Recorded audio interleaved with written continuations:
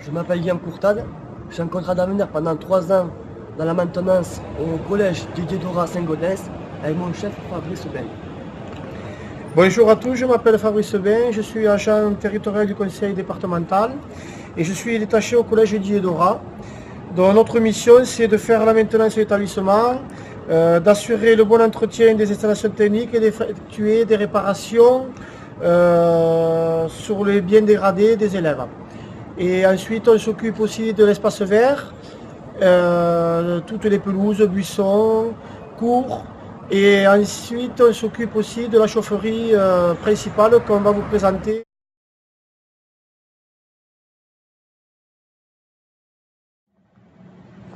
Voilà, donc maintenant, avant d'entrer dans la chaufferie principale, je vais vous montrer la vanne de sectionnement en gaz.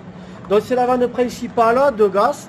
Donc elle sert uniquement à couper le gaz s'il y a un problème sur une chaufferie, une panne ou s'il y a le feu. Voilà, donc on coupe depuis l'extérieur pour éviter d'entrer dans la chaufferie.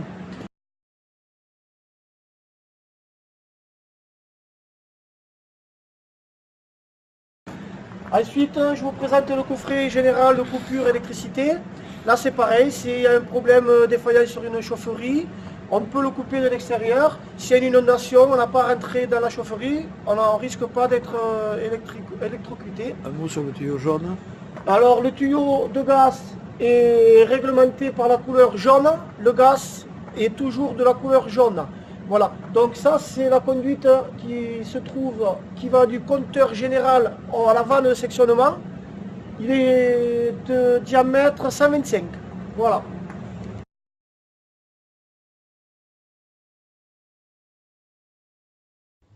Donc maintenant nous sommes rentrés dans la chaufferie principale du collège. Donc je vous ai présenté la vanne de fermeture gaz qui se trouve derrière ce mur. Donc on voit maintenant la conduite de gaz en 125 qui rentre. Cette conduite de gaz alimente 3 chaudières que je vous montrerai après. Donc elle alimente un défalqueur. Pour ceci, ceci nous sert à savoir combien on utilise de gaz, rien qu'à la chaufferie. Ce défalqueur alimente un ballon d'eau chaude, où c'est qu'il y a une réserve d'eau de 565 litres, et toute cette eau sert à alimenter les cuisines et le bâtiment B du collège.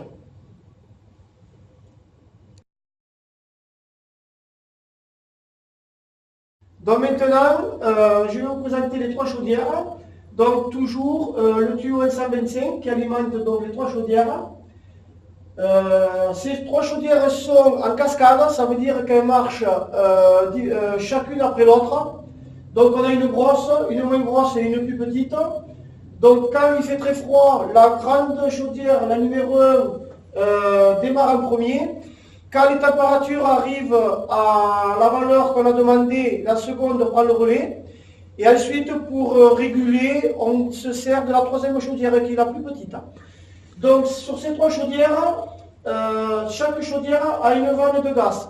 On peut couper chaque chaudière. Donc s'il y a un problème, que ce soit technique ou le feu sur une chaudière, on peut isoler la chaudière pour pouvoir continuer à produire du chauffage en tournant sur les 2 autres chaudières. Chaque chaudière a un défalqueur, comme pareil pour le ballon d'eau chaude. Donc on peut savoir combien de gaz est passé par chaudière.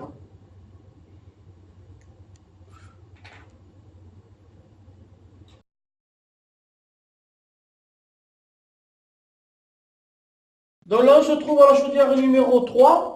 C'est la plus petite chaudière, mais pour la 1, la 2 ou la 3, c'est exactement pareil, c'est le même fonctionnement. Donc, il arrive le gaz par la conduite en 125. Ensuite, il y a le gaz se réduit, il arrive dans le brûleur, d'où se fait une étincelle. Et avec le gaz, ça fait une flamme et ça chauffe la chaudière pour chauffer de l'eau que je vais vous montrer tout à l'heure. Ensuite, ceci marche avec du 220, le brûleur est relié sur le 220. Donc ensuite,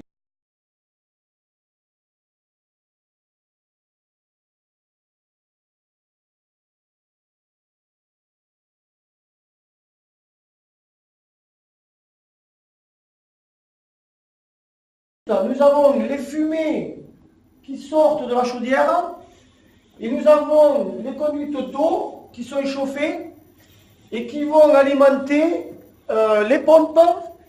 Et ces pompes poussent l'eau chaude dans les radiateurs de toutes les classes.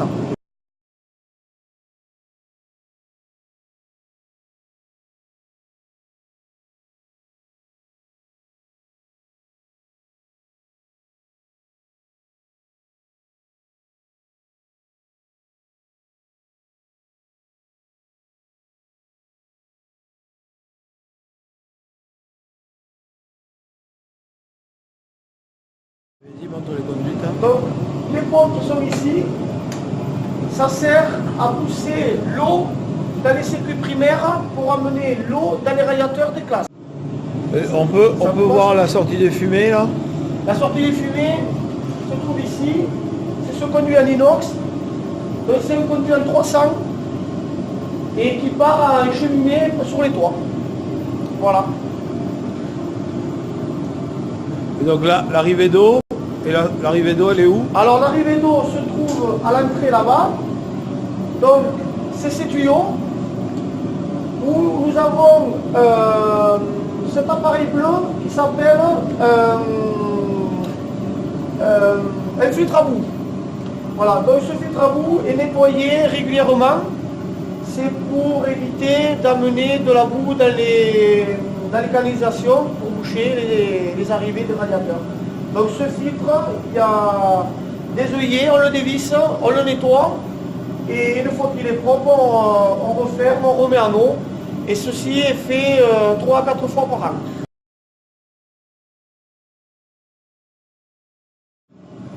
Le circuit d'eau il est fermé là, le circuit de chauffage d'eau.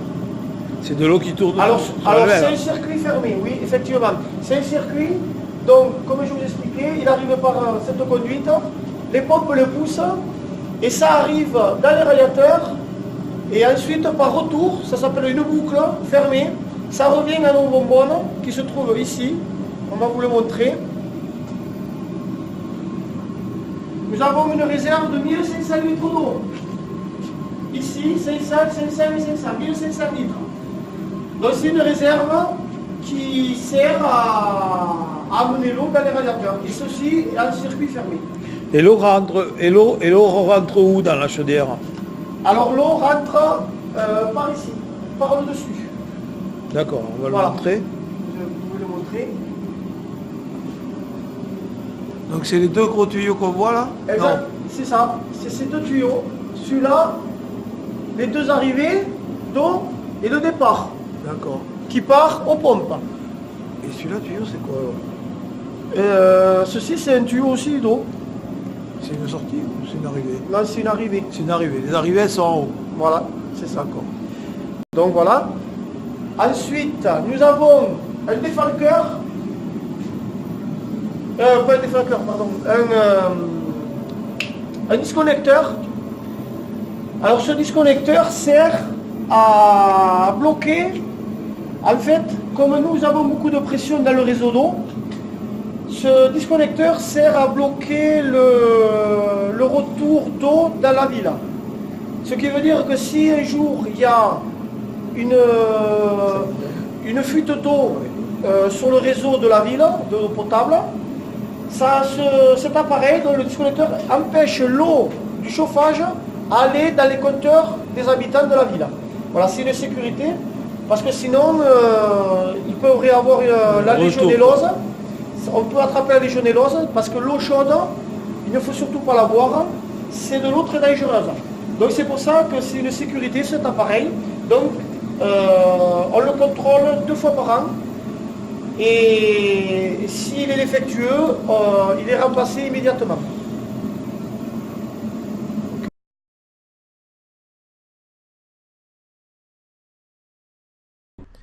Déjà 3 morts à Aix-en-Provence. La légionellose est un fléau peu connu, mais foudroyant.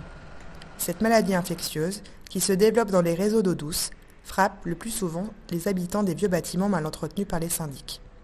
Depuis cet été, la mairie de la commune travaille avec les services de l'État pour lutter contre la propagation de ce virus mortel.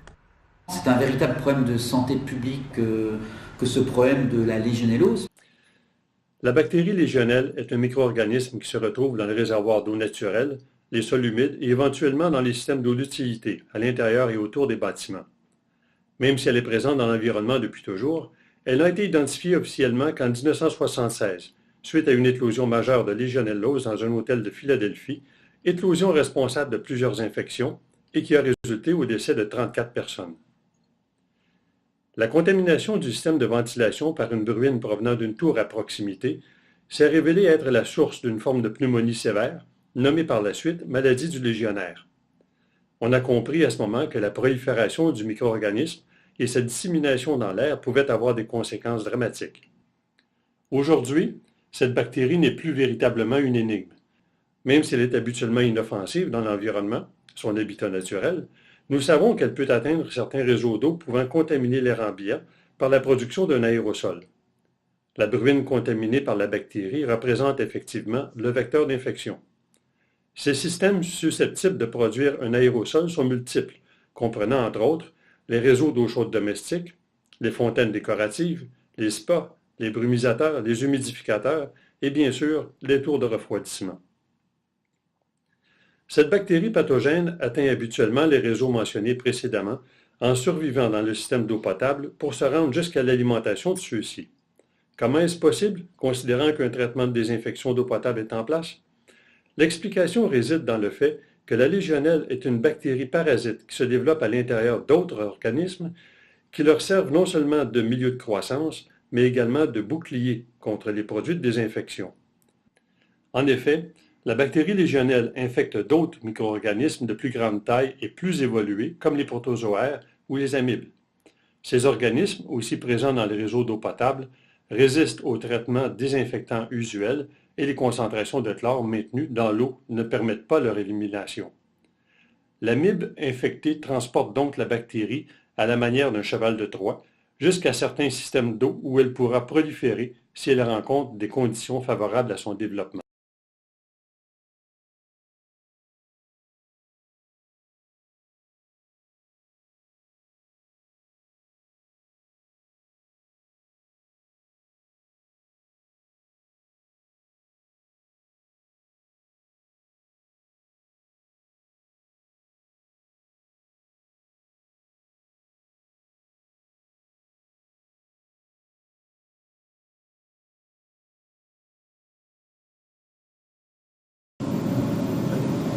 Donc maintenant, je vous montre le circuit qui va dans les radiateurs. Donc voilà les pompes. Donc c'est de l'énergie électrique. Elle propulse l'eau et ça s'appelle de l'énergie hydraulique. Donc là on le voit en fonctionnement. Elles sont allumées. Donc, et puis on le sent quand elles tournent. Donc elles ne sont pas bloquées. Donc elles arrivent, donc l'eau de la chaudière arrive ici à une température de 49 degrés. Voilà. Donc on met 49 degrés. Parce qu'il y a de la longueur, sur la longueur, il y a des centaines et centaines de mètres de canalisation, donc on a de la perte de chaleur, donc c'est pour ça qu'on demande de l'eau très chaude pour qu'on arrive à un radiateur à peu près à 30 degrés. On a une perte à peu près de 20 degrés d'ici au radiateur. Voilà. Ensuite, nous avons une vanne pour sectionner un départ si on a une fuite sur une conduite d'un bâtiment. Nous pouvons isoler chaque réseau à lui-même. Donc ça veut dire qu'on ferme ici, on peut produire du chauffage par cette canalisation tout en isolant un bâtiment. Voilà.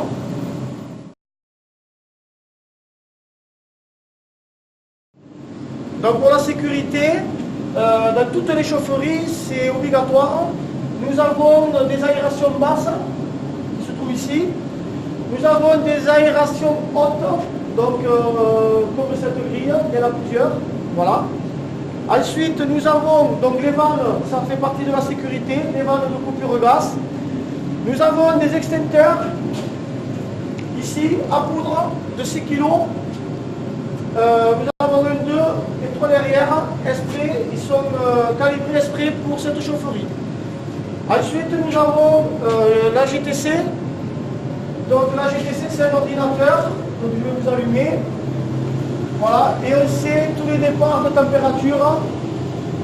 Donc ça fait partie aussi de la sécurité parce qu'on peut appuyer sur un bouton pour éteindre une chaudière ou couper équiper une pompe, voilà. Ça sert pour la sécurité aussi. Voilà. Donc ceci c'est l'automate de toutes les chaudières et c'est ici le cerveau de la chaufferie centrale.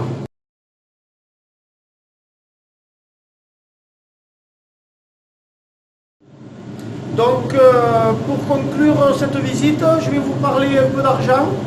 Donc ça coûte à peu près 1500 € par mois de gaz et on utilise 20 000 mètres cubes de gaz par an.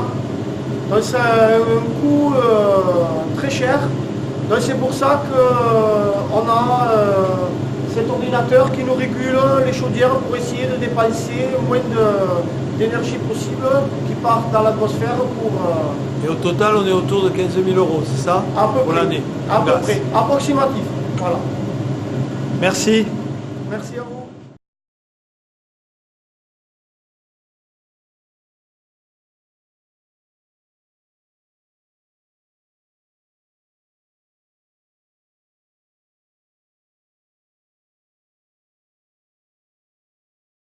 Grâce à cette animation de Dietrich, voyons de quoi est constitué un système de chauffage central. La chaudière forme le générateur central du système, dans lequel la chaleur est produite par transformation de l'énergie fournie et transmise à l'eau du circuit de chauffage. Le brûleur, dans les chaudières à gaz ou au fioul, l'énergie est transformée en chaleur grâce à un brûleur. La régulation module automatiquement la température de la chaudière en fonction de la température extérieure. Le vase d'expansion. L'eau se dilate en se réchauffant. Le vase d'expansion placé sur le circuit absorbe cette dilatation.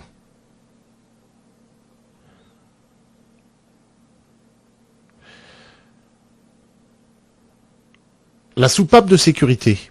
En cas de dysfonctionnement du vase d'expansion, la soupape de sécurité empêche les surpressions en évacuant l'excédent d'eau dû à la dilatation durant la chauffe.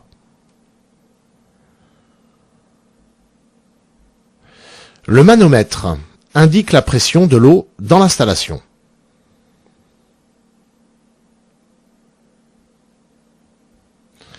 La vanne mélangeuse.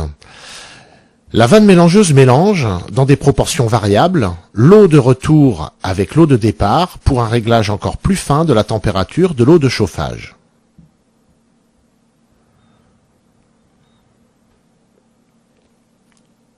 Le circulateur. La pompe de circulation, ou accélérateur, assure la circulation de l'eau dans le circuit de chauffage.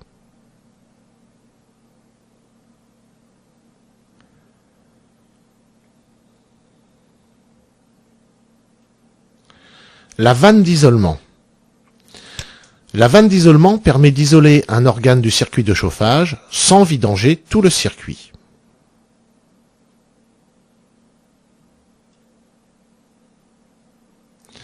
La sonde de départ après vanne. La sonde de départ après la vanne mesure la température de l'eau du circuit de chauffage.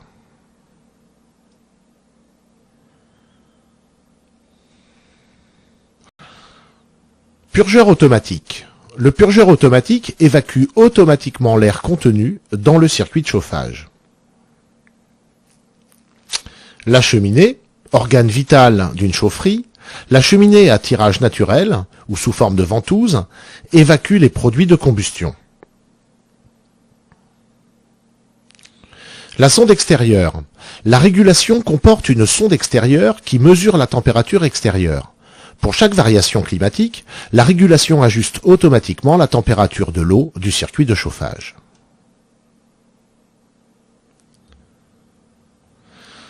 La commande à distance permet de commander la chaudière depuis la pièce où elle est installée. Le plancher chauffant ou le radiateur. Donc le radiateur est un corps de chauffe qui transfère la chaleur contenue dans l'eau de chauffage vers l'air ambiant de la pièce. Pour le plancher chauffant, l'eau de chauffage circule dans les tubes du plancher chauffant qui sont noyés dans la dalle. Le sol sert d'échangeur entre eau de chauffage et air ambiant. Le robinet thermostatique contrôle la température ambiante et agit directement sur le débit d'eau chaude du radiateur sur lequel il est monté.